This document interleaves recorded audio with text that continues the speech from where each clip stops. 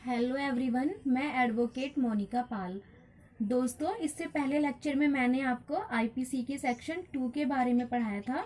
इस लेक्चर में हम सेक्शन 3 की बात करेंगे। सेक्शन 3 चैप्टर 1 में आता है एंड इसमें 1 से लेकर 5 तक सेक्शंस दिए गए हैं। इसका नाम है introduction. Section 3 extra territorial jurisdiction की बात करता है। हिंदी में कहते हैं इसे बाह्य क्षेत्राधिकार, बाह्य क्षेत्र परिवर्तन या फिर बाह्य क्षेत्रीय भी कहते हैं।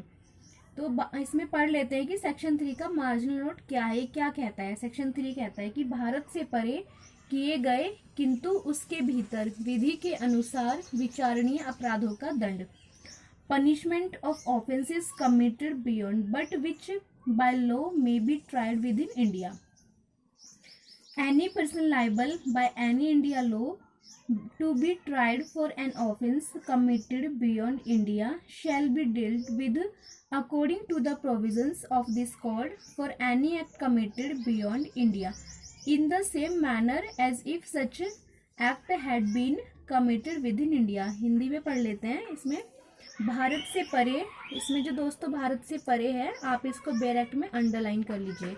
भारत से परे किए गए अपराधों के लिए जो कोई व्यक्ति किसी भारतीय विधि के अनुसार विचारण का पात्र हो, भारत से परे किए गए किसी कार्य के लिए उसे इस संहिता के उपबंधों के अनुसार ऐसा बरता जाएगा मानो वह कार्य भारत के भीतर किया गया था।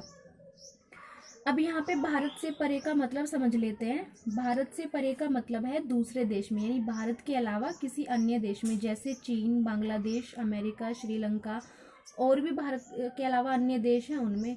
ठीक है, तो भारत के बाहर भी आईपीसी 1860 लागू होती है।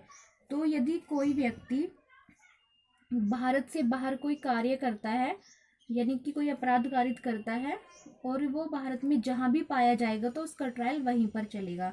इसमें एग्जाम्पल के लिए मैं आपको समझा देती हूँ कि मान लीजिए कि यदि किसी व्यक्ति ने अमेरिका में है और उसने अमेरिका में कोई अपराध कारित किया है और वह अपराध आईपीसी 1860 के विरुद्ध है, यानी उसने वहाँ पे आईपीसी 1860 का उल्लंघन किया है, तो वह व्यक्ति मुकदमा चलाने जाने के योग्य है और वह व्यक्ति भारत में जहाँ भी पाया जाएगा उस पर वहीं ट्रायल चलेगा। ठीक है, तो इसमें यहाँ पे लिखा है कि लास्ट लाइन में कि मानो वह कार्य भारत के भीतर किया गया था, यानी कि उसने वो अमेरिका में था, उसने वहाँ पे अपराध कारित किया। ठीक है, और वो भारत में जहाँ भी पाया जाता है वहाँ पे उसको दंडित किया जाएगा, यानी उस पर ट्रायल चलेगा।